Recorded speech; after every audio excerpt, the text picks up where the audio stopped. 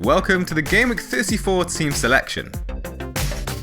David De Gea was carried on the bench in the Game Week 33 Wildcard team, ready to be utilised for Game Week 34's Double Gameweek, when Manchester United take on West Brom at home and Bournemouth away. Jose Mourinho's side have kept 5 Premier League clean sheets in 2018, only Spurs have managed more, with 6. And the Spaniard appears to be the safest way into the United back line, now that Smalling, Bailly, Jones and Lindelof are all available at centre-back.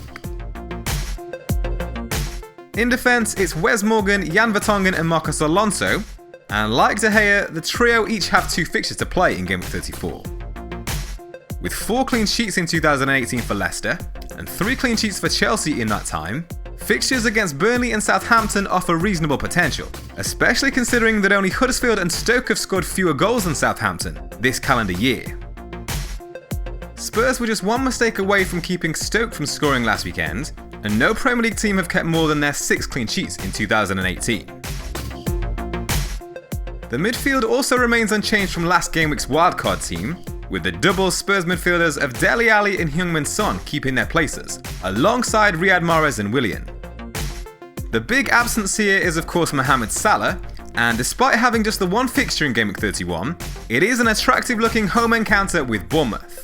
For now though, it's a gamble on Dele Alli matching the Liverpool man over his 2 fixtures against Man City and Brighton.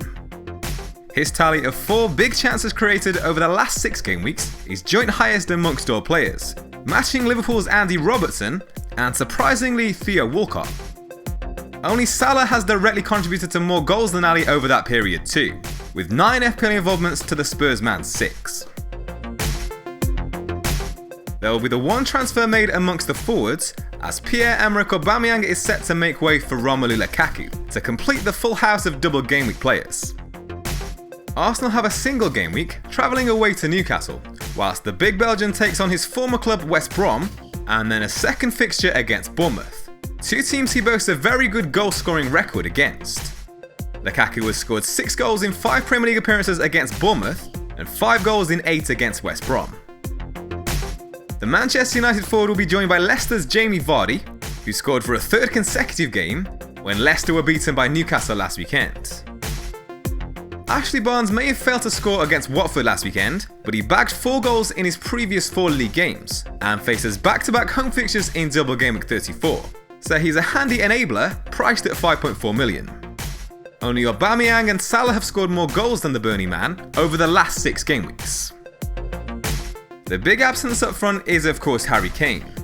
The plan is definitely to get him in by Game Week 36 at the latest, because he'll be going all out for the Golden Boot in these final games of the season. Whilst there's a huge risk to go without the Spurs man, there is some logic to it. Firstly, it allows for a double up on Spurs midfielders, and the pair have directly contributed to 17 goals this calendar year, over 11 game weeks. It also means the decision to captain Romelu Lukaku is a fairly easy one amongst this group of players. And although many would agree that Kane is the better overall FPL option between the two, Manchester United's fixtures are perhaps more appealing for this specific game week. Spurs face Brighton and Man City, 2 teams that have conceded the joint fewest amount of big chances during 2018. But the final reason for omitting Kane was that the balance of this team is better with only one of the 2 key forwards, Kane and Lukaku, and it allows for a stronger bench.